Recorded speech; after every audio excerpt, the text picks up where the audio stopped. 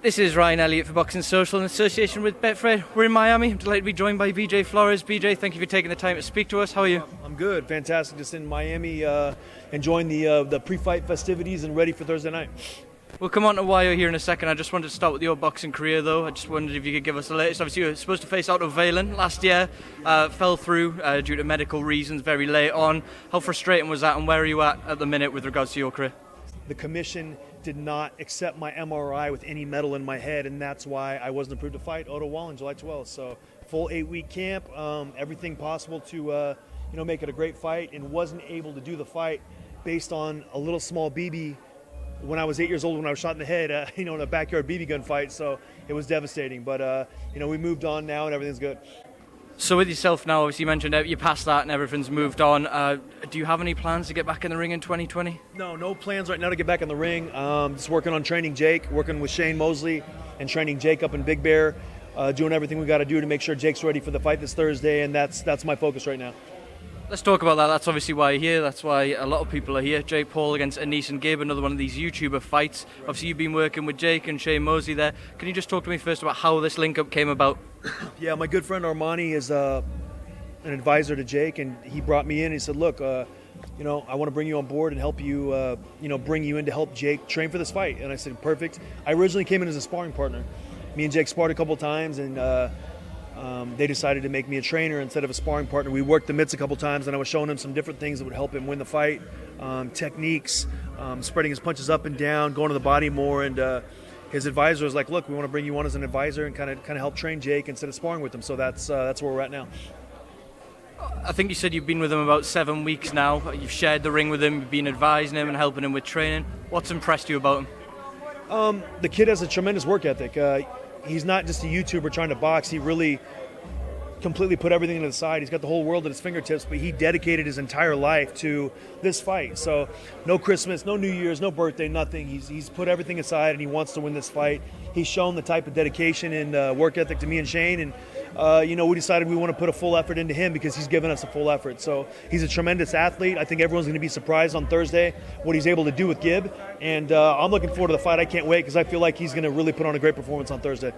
From a trainer's perspective with yourself and Shane, when you're preparing a fighter for such a unique event, still a relative novice facing another relative novice where not that much footage exists, how does that differ from, say, two seasoned fighters preparing for each other? Is it just about trying to make Jake the best he can be and sort of maximising his fundamentals for this? Yeah, there's not a lot to watch with Gibbs, so it's not like we have a lot of past history where we can watch his fight, see his habits, but it's really all about Jake. It's not really about anybody else. We've went back to the drawing board and refined Jake's fundamentals, how his feet are, how his punches are coming off, punch selection, all these different things that are very important for professional fighters. So that's what we've done, and we haven't really worried about what Gibb is doing too much. We've only worried about what we want Jake to do in the first round and the second round, and that's all we've focused on.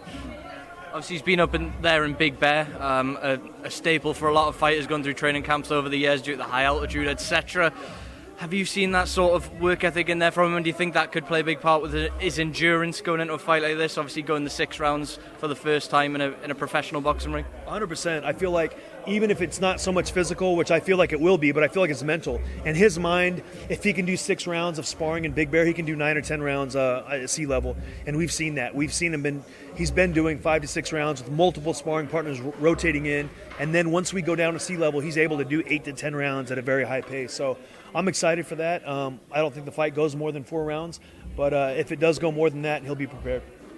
You've been around him through camp and now obviously going into fight week as the pressure and the tension starts to ramp up a bit. From what you've seen of him, how is he handling this event, this occasion, mentally? I think he's fine. I think the main thing Shane and I have tried to portray to him is just to stay calm, relax, don't get all flustered, and don't play the fight over and over in your head. Just relax.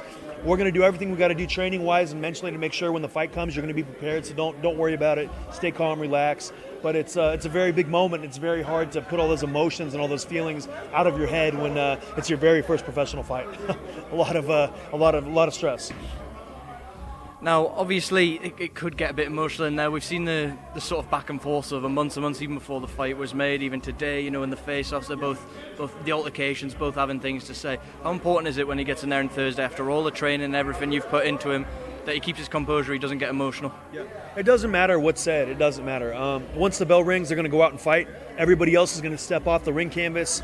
Gib and Jake are going to step forward. They're going to have to fight. So what everybody said in the talk and the pre-fight hype and media doesn't matter at all. Jake's going to go out there. He's going to execute his game plan.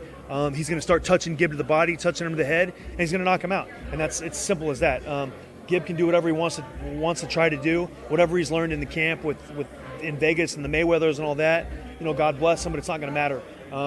Once the bell rings, he's going to have to fight. He's going to have to back up everything he said, and it's only a couple days away, so I can't wait. Obviously, elsewhere on the bill, 3 world title fights, plenty action-packed looking fights as well. What fights stand out to you as a potential fight of the night candidate? Obviously, people are looking towards Danny Roman's unified world championship defense.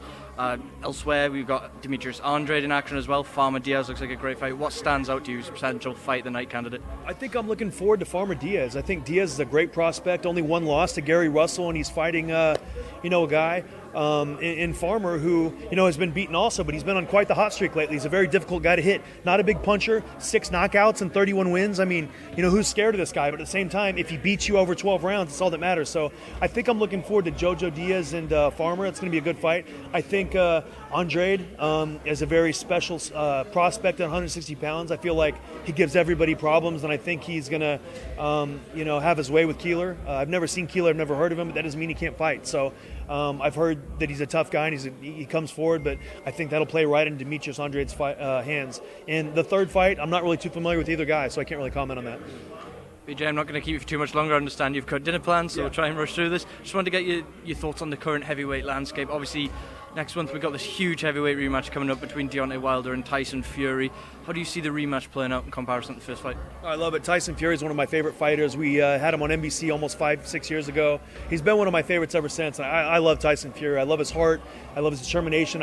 He's got a great person. Him and David Haye are the two funniest pre-fight press conferences I've ever seen in my entire life. I mean, the guys are so funny and quick-witted. I love Tyson Fury. Deontay Wilder obviously has got that eraser.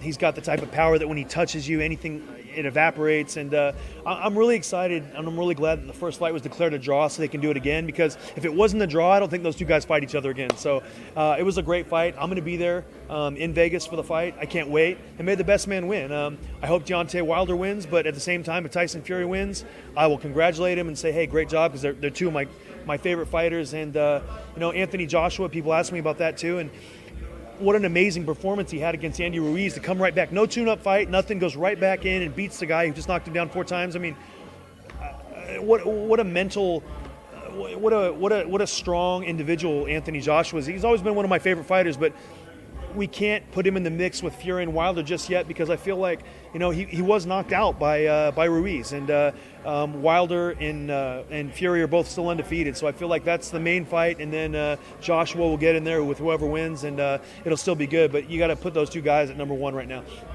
Just to stick with Fury, obviously he's changed trainers. He's left Ben Davis. Now we're working with Sugar Hill Stewart.